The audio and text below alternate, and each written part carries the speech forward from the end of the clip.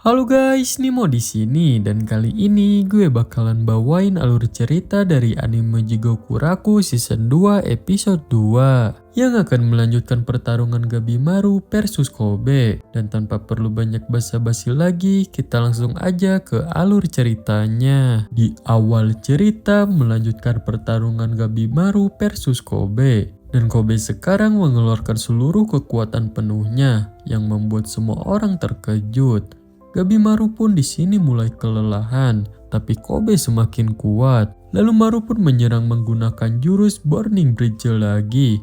Tapi serangan itu Kobe tahan menggunakan sel tubuhnya yang bisa dia kendalikan. Dan selnya itu pun dia jadikan tameng untuk menahan serangan itu.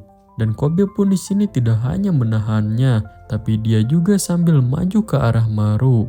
Dan ketika sampai di hadapan Maru, Kobe pun di sini menyerang balik Maru dan Maru pun panik dan hanya bisa menahan, tapi untungnya berhasil Maru tahan. Tapi ternyata serangan Kobe tidak berhenti di situ aja. Kobe pun menggunakan sel tubuh lainnya untuk menyerang Maru secara bertubi-tubi. Tapi Maru pun tidak diam aja. Dia pun mengeluarkan jurus Ascetic Blaze yang membuatnya jadi bisa menghindari serangan Kobe. Rombongan Maru pun di sini khawatir dengan Maru, begitu juga di Kobe yang khawatir dengan Kobe. Lalu kita pun diperlihatkan apa yang Kobe rasakan sekarang, yang dimana dia aslinya keheranan pusaran hitam apa yang ada di depannya itu dan sangat gelap untuk melihatnya. Lalu Kobe pun di sini bertanya-tanya kemana perginya Maru dan apakah masuk ke dalam pusaran. Kobe pun kebingungan, padahal tadi mereka sedang bertarung. Kobe pun di sini semakin kebingungan. Lalu ketika memperhatikan pusaran itu, Kobe merasa tubuhnya akan diambil alih dan membuatnya kesal. Kobe pun di sini merasa terganggu. Kembali ke pertarungan yang ternyata di tubuh aslinya Kobe dia sedang mengamuk. Dan yang di dalam pikiran Kobe dia itu kesal karena pusaran, tapi aslinya Kobe itu mengamuk kepada Maru yang mengganggu dan akan menyerang Maru dan membunuhnya. Kobe pun di sini menyerang membabi buta dan dalam pikiran Kobe dia tidak tahu apa yang sedang terjadi. Jadi dia pun mengamuk aja dan membunuh siapapun yang ada di hadapannya. Tamiya pun di sini keheranan karena Maru yang terbakar kenapa tidak menggunakan Tao untuk melawan Kobe. Mei pun menjelaskan kalau Maru tidak bisa karena tidak ada Tao. Dan karena tahu musuh itu lebih besar, Mei yakin Maru tidak akan menang. Maru sendiri pun di sini mengakui kalau kesempatan menangnya sudah hilang. Dan kalau sekali lagi dia menggunakan Ascetic Blaze, maka akan menjadi akhir bagi Maru.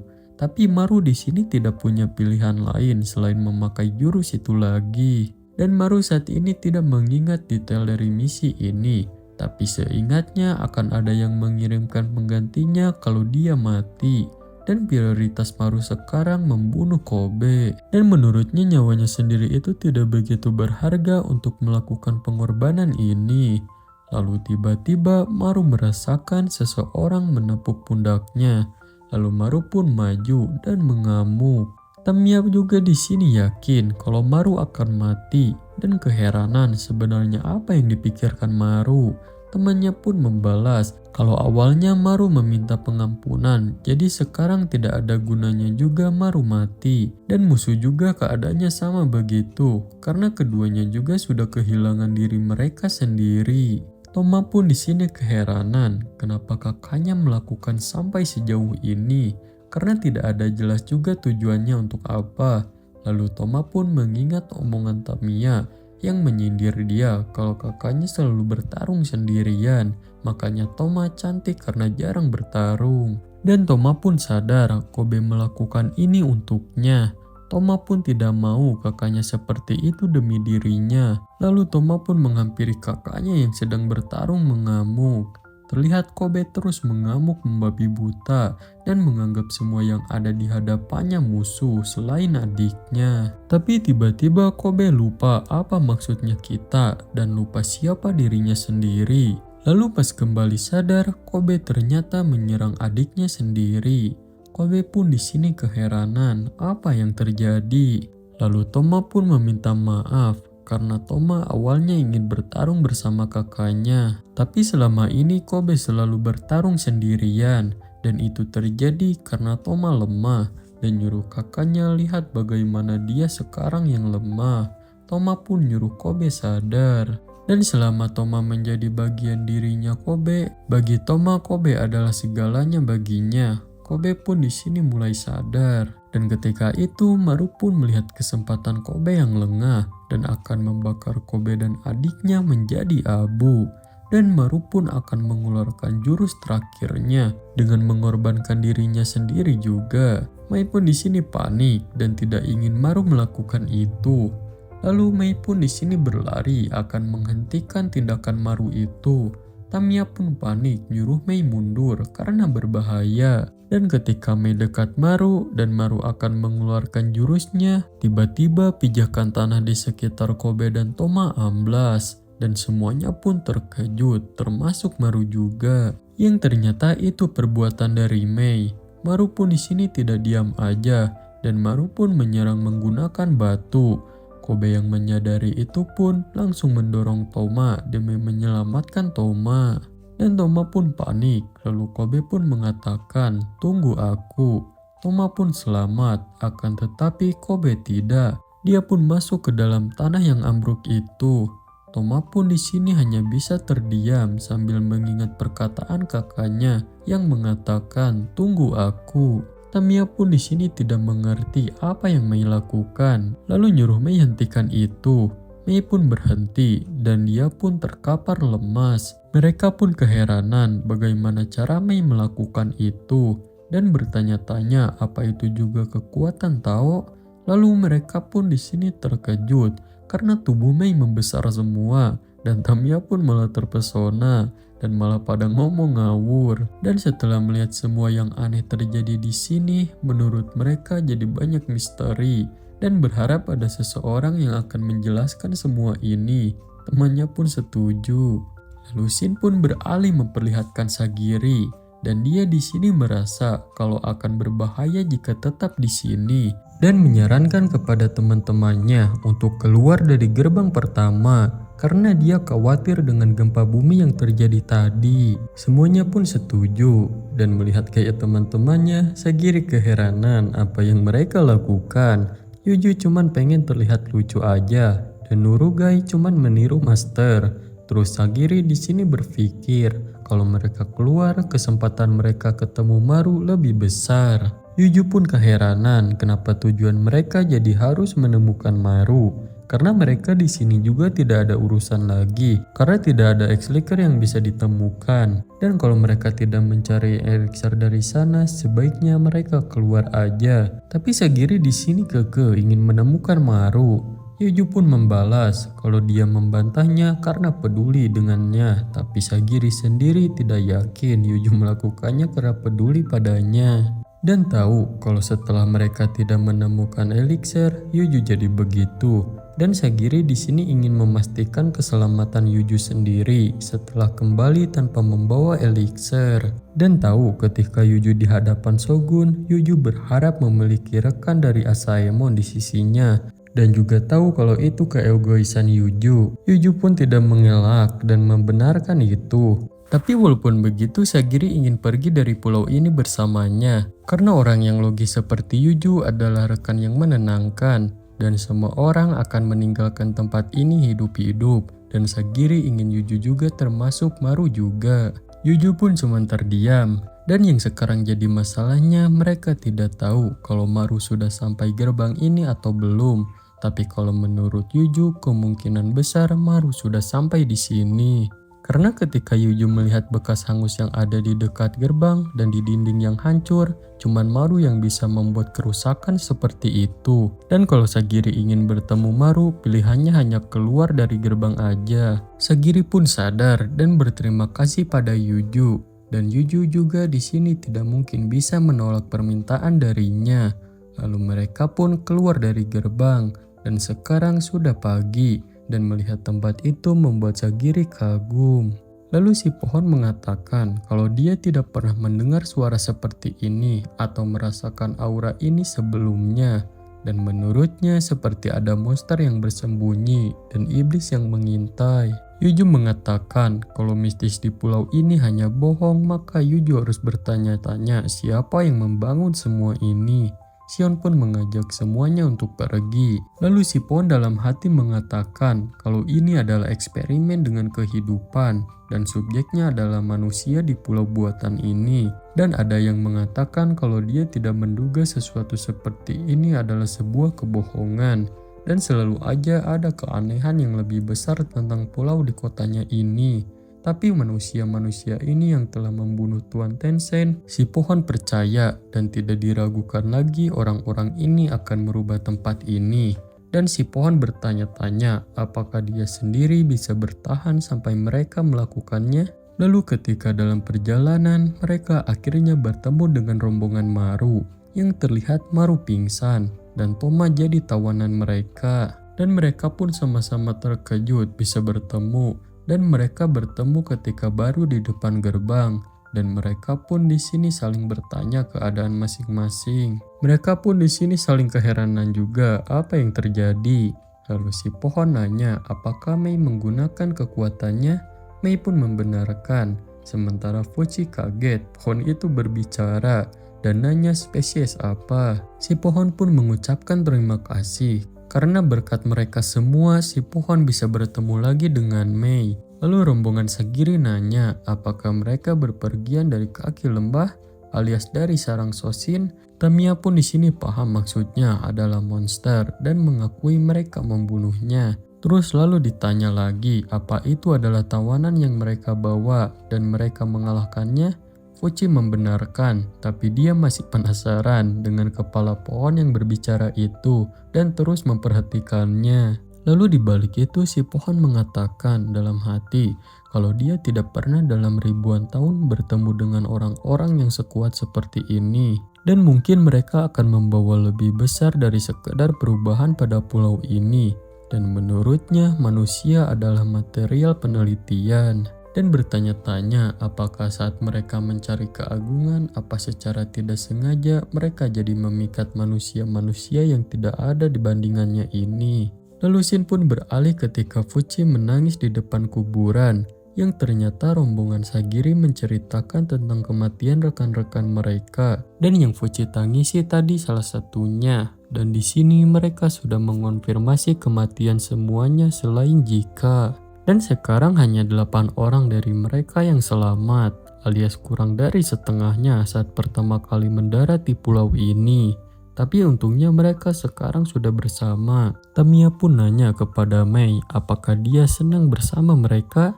Terus Sion di sini mengatakan kalau mereka di sini harus pergi dari sini dan berpergian dengan kelompok besar seperti ini akan jadi masalah.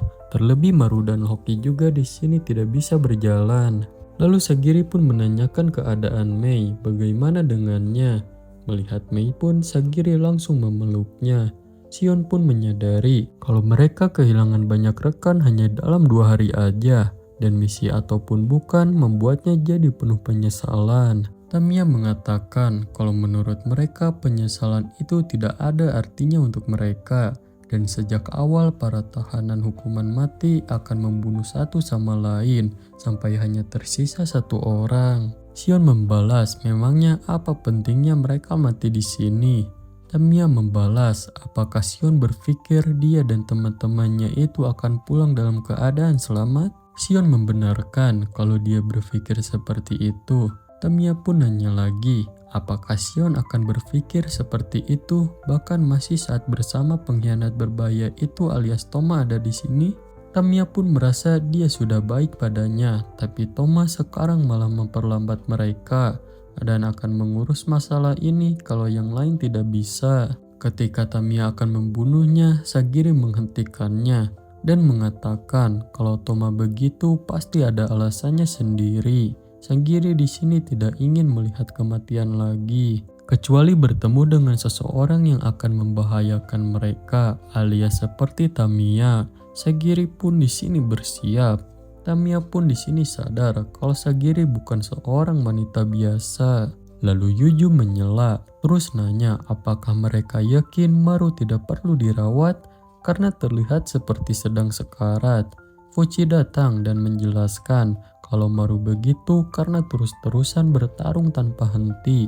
Sagiri pun paham luka Maru itu berasal dari pertarungan. Terus Tamiya menjelaskan kalau sekarang Maru pingsan karena Maru tidak tenang jadi dia hajar. Shion yang memperhatikannya pun menurutnya Maru terlihat sangat buruk. Dan tahu kalau Maru terlalu banyak mengeluarkan Tao dan terus kehilangan semakin banyak saat ini. Tapi Shion merasakan aura aneh. Fuji menjelaskan kalau dia juga sudah melakukan apa yang dia bisa untuk menyembuhkannya, tapi tidak bisa menghentikan semua pendarahannya. Dan lukanya bahkan lebih dari sekedar luka fisik dan seperti intinya yang rusak. Shion menjelaskan kalau Tao merupakan inti dari hidup mereka dan kalau terlalu banyak menggunakannya akan mendapatkan konsekuensi yang lebih dari sekedar kelelahan aja. Sagiri pun sambil memperhatikan Maru bertanya-tanya apakah emang seburuk itu keadaan Maru. Lalu tiba-tiba Maru terbangun, lalu langsung berdiri dan mundur bersiaga.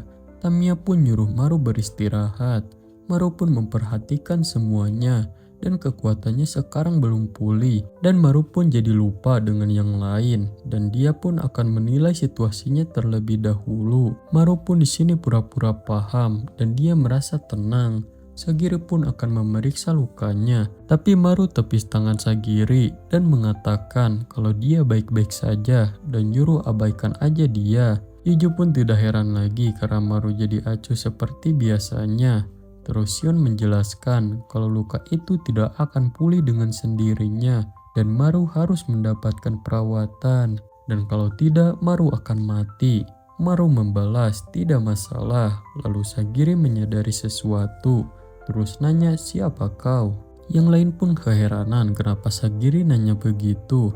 Terus Maru pun yang masih berpura-pura membalas, Sagiri sudah tahu dia adalah Gabi Maru si hampa. Dan seperti yang Sagiri duga, Maru memang sudah lupa lagi. Lalu tiba-tiba Maru menyerang Sagiri, tapi dengan cepat ditahan Fuji dan Shion. Maru pun di sini bersiap lagi dan dia terlihat kerepotan dengan lukanya itu.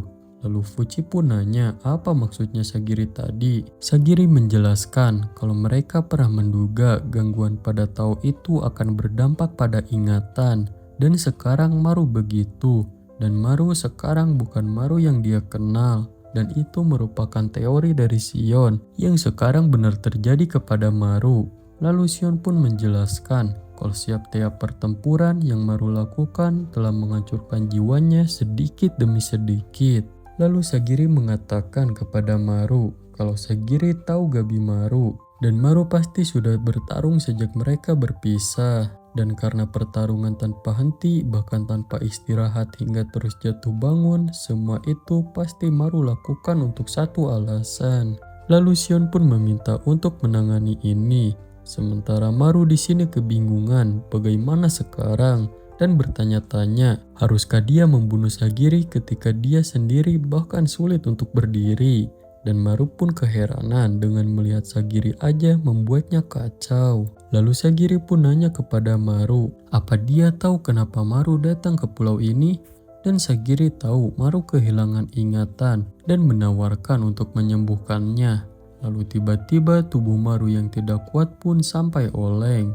Sagiri pun terus meyakinkan Maru kalau Sagiri bukan musuhnya dan Sagiri pun mengingat ketika dia ditanya siapa Maru baginya. Dan sekarang Sagiri pun mengatakan kepada Maru kalau dia adalah teman dan rekannya dan minta Maru percaya aja padanya. Sagiri pun mencoba menyentuhnya dan terus menenangkannya, tapi Maru tetap menolak. Dan Sagiri pun di sini sudah muak. Sagiri pun langsung membanting Maru ke tanah. Semuanya pun terkejut. Sagiri mengatakan kalau Maru sudah jelas kehilangan banyak Tao dan kekuatan yang sebelumnya sudah menghilang. Maru pun mengakui kalau Sagiri kuat. Terus Sagiri menjelaskan walaupun mereka rekan belum tentu mereka akrab dan hubungan mereka bukan hubungan yang lembut. Dan Sagiri pun meminta agar memulihkan Maru karena mereka sangat membutuhkan kekuatan Maru. Dan pertama-tama Sagiri akan mencoba memulihkan Taonya Maru. Dan kalau Maru merasa perbuatan Sagiri itu tidak baik, Maru bisa menghentikannya aja. Lalu Maru pun menyerang Sagiri lagi, tapi langsung Sagiri tepis dan tahan. Lalu Sagiri pun mulai memulihkan tahu Maru. Dan di sini Sagiri pun meledek kemana perginya kekuatan Maru tadi. Sambil bercanda Sagiri mengatakan menganggap ini sebagai balas dendam dan nanya haruskah mereka melanjutkannya.